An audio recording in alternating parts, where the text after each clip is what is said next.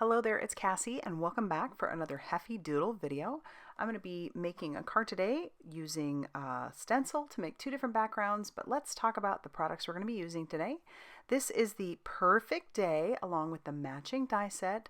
All these products are brand new to Heffy Doodle, and I will have those listed in the description box down below. This is the Skinny Metric Rectangle Frames die, which is so cool. And then last but not least, we have the Crazy Kaleidoscope Stencil, which I will be using along with a Ken Oliver Color Burst to make two different kinds of backgrounds. I have some ARTEZA Expert Watercolor paper, and I'm going to stick this on top of my Waffle Flower Media Mat.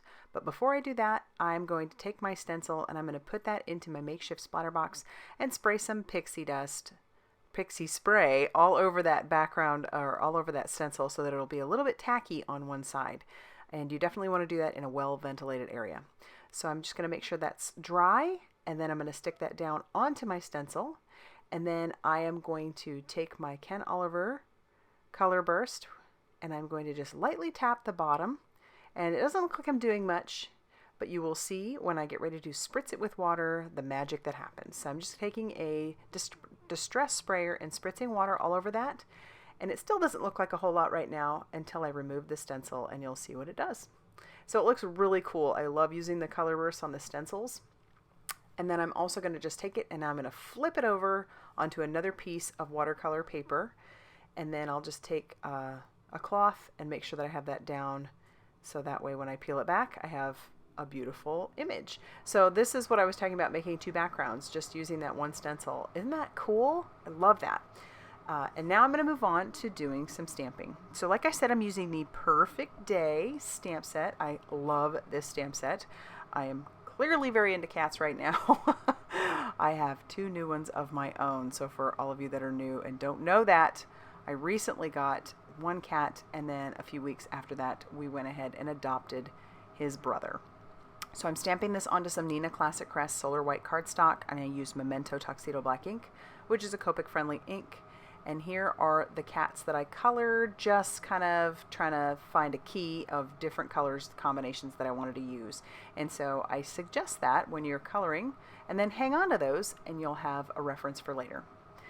I am using colors V17 on my cat tree along with V09. And you know, I would absolutely love it if they made cat trees in different colors rather than the random beige or gray. I just feel like this would be so much fun. And you know what? Maybe they do, but I'm kind of a new cat mom as far as cat trees go. And so I've never actually looked, but if that were out there, man, I don't know. I'd probably have to indulge and buy one.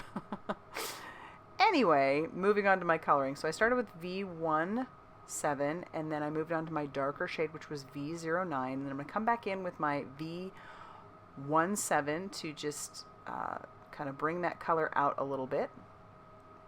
And I'm doing that all over, and then I'll even go back in with the V09 one more time to add just some darker areas where it had sort of dried. And then I'm going to color the little scratching post. So I'm using W4. I don't put that on the screen right now, but it's W4, which I will use later on for the cats. And then I'm going to use the W6 for some shading on the sides of the poles. And then I'll use E50 for the actual like jute or scratcher. And then we'll move on to coloring our little kitties. So this first kitty I am going to color like my newest baby. And I'm coloring this to be a blue point Siamese. So I will put down a wash of E50 for all of the cats. And then I am going to add some W6 to the points, or some W4. We'll start off with our lighter W. And I'm putting that just on his little paws, his tail, right on his face and his ears. And then I'll come out in with a little bit more W6 to darken up some of those areas. And then I'll go back over that with that W4 one more time. And then one more time again with the E50. Now, I colored 3 kitties because there's a little story behind this. I had one of the kittens before. His name is Max. And then my mother-in-law came into town. She fell in love with Max. We found out 2 of his brothers were still available, so we adopted them as well. And she took home Ari, which would be my little middle kitten here that I'm coloring. She took home Ari to where they live, and we had Max, and now we have Miles, which is the blue point. These are 2 seal points that I'm coloring because if you know me at all, that's what I do. And I'm just coloring those in with the colors up on the screen, and then I'll bring in that E50 to soften up those edges just a little bit more. And now I'll pull in the matching dies. So I did, as you can tell, stamped them twice because I'm making 2 cards, and I colored them twice. And now I'm going to put the matching dies over the top and just tack those down with some washi tape just to make sure that everything stays where it's supposed to stay before I run it through my die cutting machine. And then when I have everything tacked down, we will run that through the die cutting machine, and check that out. I love how that cuts out those little pieces from the cat tree as well. And then this little kitten, his little paws, so you could put things inside of his paws, which is so cool. And then we'll get ready to start doing a little bit more die cutting. So this cardstock that I have there, that purple cardstock, was cut down to 4 1/4 by 5.5 inches, so it'd be the perfect size of an A2. And then I'm going to trim down my watercolor panels so that they will have a small border when I put those on top of the purple panel. That purple panel is called Plum Pudding cardstock, and that is from Heffy Doodle. And I'm going to put the skinny metric rectangle frame right over the top of that.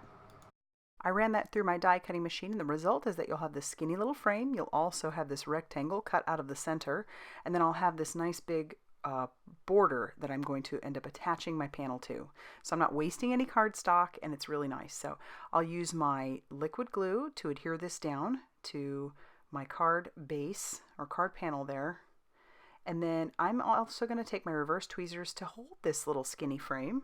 And then I'll use that same liquid glue and put liquid glue all over that back frame, just in dots, because I don't want it too much of it seeping out the back.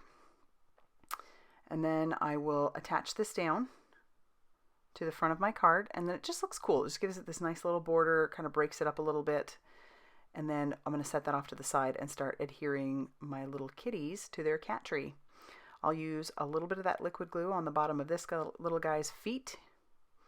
And then I want him to be poking through like he's sleeping inside of the tree. So I'm going to trim off some of his bum. And then I'll put a little bit of glue on the one side to attach him down. I don't need a bunch because I plan to use some foam tape. But I'll just stick that over the top of our little sleeping kitty. And then for my final little guy at the bottom, who looks like he's playing with the little ball hanging down, I'm just going to put a little bit of glue on that one edge. Again, that's enough because I plan to put some foam tape all over the back of my little kitties and their little cat tree. Now I'll peel off all of that release paper that I put down, which I did put down quite a bit because I didn't want it to sag in any areas, and then I'll attach that to the front of my card. And then I'll get ready to start stamping my sentiment. So my sentiment, I'm going to stamp onto some Oreo Crunch cardstock from Heffy Doodle. I used a magic powder bag over the bottom of that so that I don't get embossing powder where I don't want it. I'll ink up my sentiment with some VersaMark ink. I'm doing that twice because I'm making 2 cards. And then I'll cover that with some Brutus Monroe Alabaster embossing powder. And then I'll heat set that with my heat gun till that is smooth and melted. And when that's all dry and ready to go, I'm going to trim down my sentiment using my Tim Holtz guillotine trimmer. And then my card bases are some Not Your Mama's heavyweight cardstock. It's a 120-pound cardstock that I have scored at 4 1/4 inches to make these side-folding A2 size cards. And I score it on both sides, as you can tell, because that just helps those fibers break up a little bit on 120-pound paper, because that is a very thick paper.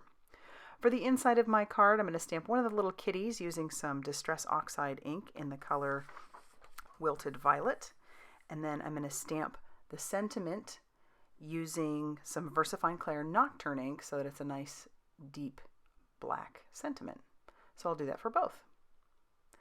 And then I'll get ready to attach my panel to the front of my card base just using that same liquid glue that I have been using.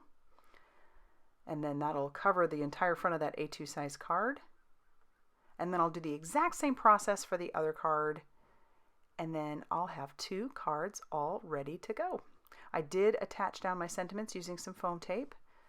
And there they are. I just love how those ended up turning out. I hope this video inspired you to pull out your stencils and some of your wet mediums and see if you can create 2 cards using 1 stencil the way that I did. If you liked this video, please hit the like button and subscribe if you haven't already done so. And as always, thank you so much for stopping by.